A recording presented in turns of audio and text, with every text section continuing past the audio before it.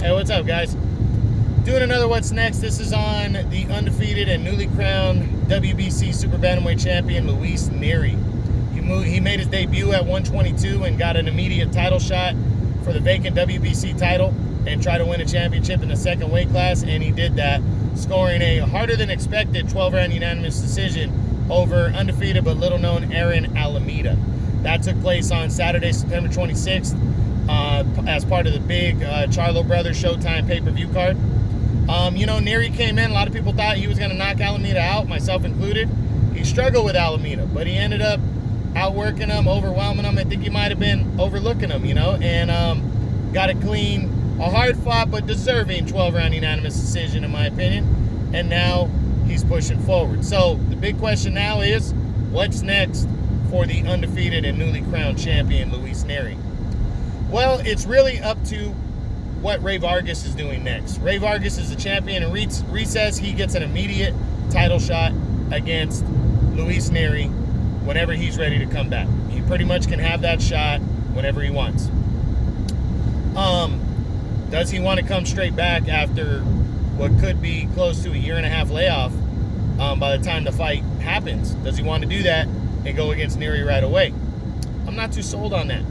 I think Vargas will be smart to come back and fight somebody like a Juan Carlos Payano, somebody on that level, somebody lower in the top 10 possibly, or possibly just face some nobody as he tries to get back in contention for a world title, or as he tries to get back into the top sphere of 122.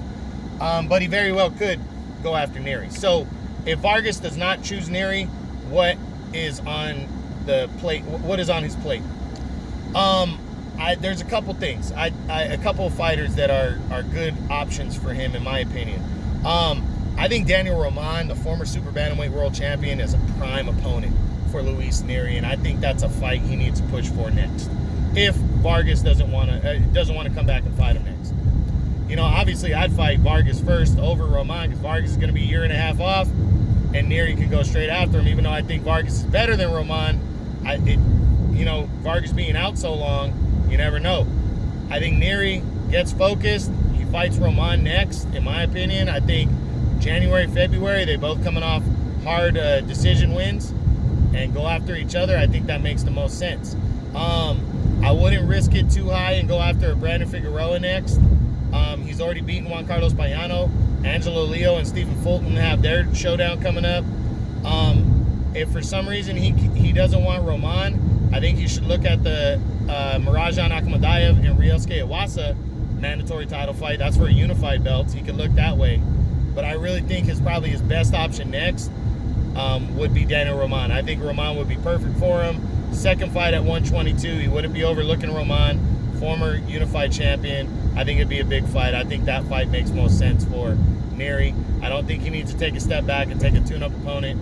I think he needs to go straight after one of the big dogs, and I think Daniel Roman is the best option for him if Vargas doesn't want to come back and fight right away. So that's it.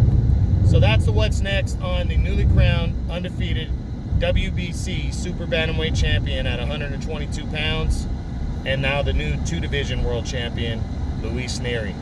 All right, guys, I hope you enjoyed it. True Boxing, you've been hit with the truth.